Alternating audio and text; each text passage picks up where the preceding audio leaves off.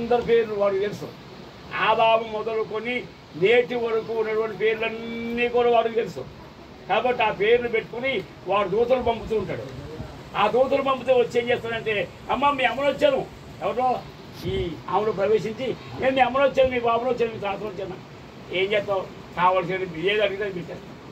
అంతే తప్ప మనిషి మాత్రం చనిపోయిన వ్యక్తి మరలా రావడానికి అవకాశాలు లేవు. ఏ ఆత్మ కూడా రావడం. ఇక మీరు చదువుకోండి ప్రసంగి గ్రంథంలో అక్కడ 12వ అధ్యాయం 7వ వాక్యం ఉంది. ఆత్మ తాను దయచేసింది దేవుని యొద్దకు మరలా పోవును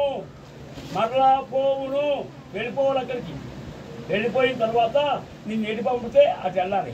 అంతే తప్ప గాలి దూడి చెట్టు పుట్ట ఉండడానికి లేదు. అలా బ్రతకడానికి లేదు.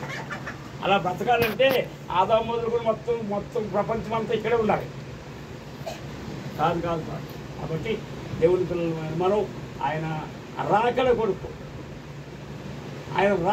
తెలుపుకోవాలి. ఒకవేళ పరిశుద్ధాంతం వస్తుందండి, పరిశుద్ధాంతం రేపే రావచ్చు, ఇవాళ రావచ్చు, సాయంకాలం రావచ్చు, మనం రెండుగానే రావచ్చు. కానీ పరిశుద్ధి ఎత్తబడేటటువంటి పరిస్థితులు వస్తాయి. అది పరిశుద్ధులంతం. కానీ లోకాంతం వేరు. లోకాంతం ఇప్పుడే రాదండి. యెషుప్రభువు చెప్పాడు, లోకాంతం ఇప్పుడు రాదని చెప్పి మత్తయి సువార్త 24వ అధ్యాయంలో చెప్పాడు.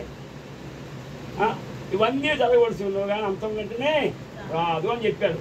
కాబట్టి దేవుడి పిల్లలు మనంతం ఎప్పుడు వస్తుందో తెలియదు, మనం ఎప్పుడు వెళ్తామో తెలియదు, మన ఇంటికి ఎప్పుడు వెళ్ళిపోతాము మనకు తెలియదు. కనుక హవ్వమ్మ గారు ఏ విధంగా తన ఇంటికి వెళ్ళిపోయారో అదే రీతిగా మనం కూడా వెళ్ళడానికి సిద్ధపడాలి. మనం సిద్ధపరచుకొని ప్రభువుల ముందు కొనసాగవలసిన తెలియజేస్తూ నా మాటలు ముగిస్తున్నాను. దేవుడి మాట దీవించిన గాక. ఈ సమయం పాస్టర్ గారికి, గారికి మీకు తెలియజేస్తాను.